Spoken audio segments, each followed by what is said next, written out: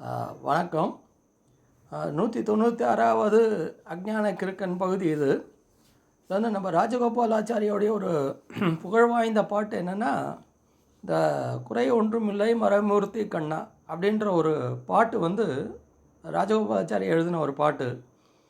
இந்த பாட்டை வந்து எம்எஸ் சுப்புலக்ஷ்மி அம்மா வந்து பாடியிருப்பாங்க. நல்ல உருக்கமான பாட்டு. இந்த பாட்டை கேட்கும்போதெல்லாம் இந்த குறை ஒன்றுமில்லைன்னு பாடிக்கிட்டு இருக்காங்களே அப்படி யோசித்து பார்த்தா, எல்லாருக்குமே ஏதோ ஒரு குறை. பணம் கஷ்டம், உடல்நிலை சரியில்லை, இல்லை மகனால், மருமகளால், பெண்களால், பெண்ணால் பிரச்சனை, சாப்பாட்டு பிரச்சனை, வந்து மேல் அதிகாரிகளால் பிரச்சனை அப்படின்னு ஏதான ஒரு பிரச்சனை இல்லாதவனே யாரை கேட்டாலும் வந்து எனக்கு அந்த கஷ்டம் இருக்குது, இந்த கஷ்டம் இருக்குது, ஏதோ ஒன்று சொல்லிக்கிட்டு இருக்காங்க. பணக்காரனுக்கு அதுக்கு மேலே ஒரு பெரிய கஷ்டம், எல்லா வசதியும் இருக்குது, இவனுக்கு எந்த கஷ்டமும் இல்லை, காரு பங்களாவோடு இருக்கான் அப்படின்னு நினச்சி பார்த்தா அவனுக்கு வந்து அவனுக்கு ஏற்ற கஷ்டத்தை அவன் சொல்லிக்கிட்டு இருக்காங்க.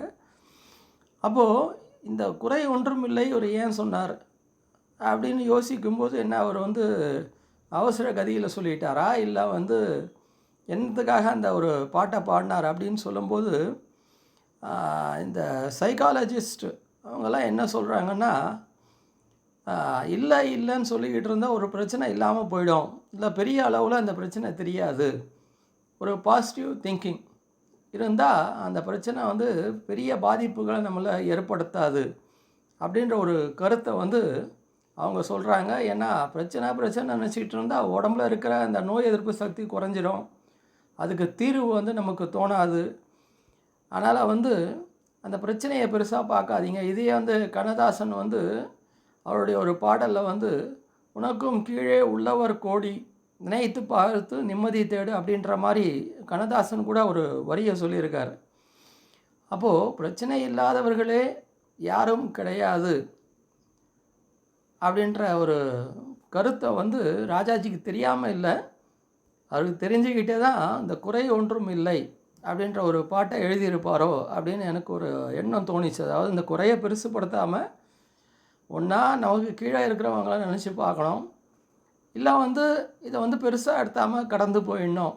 அப்போ தான் அந்த ஒரு தீர்வு நம்மளுக்கு கிடைக்கும், மேலே எடுத்து வைக்கக்கூடிய ஒரு அடி நமக்கு வந்து தெரியும் அப்படின்ற ஒரு கருத்தில் தான் இந்த பாடலை வந்து ராஜாஜி எழுதியிருப்பார் அப்படின்ற ஒரு எண்ணம் வருது அந்த எனக்கு தோணிச்சு. இந்த எண்ணத்தை உங்களோட பகிர்ந்துக்கலாம் அப்படின்ற ஒரு கருத்தோடு இந்த பதிவை வந்து பதிவிட்டிருக்கேன். மேலும் ஒரு பதிவோடு உங்களை சந்திக்கிறேன். நன்றி.